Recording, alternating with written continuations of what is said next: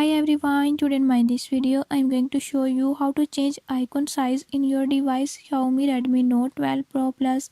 In this device I'll tell you how you can do it. Before we start, if you are new to my channel, don't forget to subscribe and press bell icon. Watch complete video and learn how you can do it. Let's watch.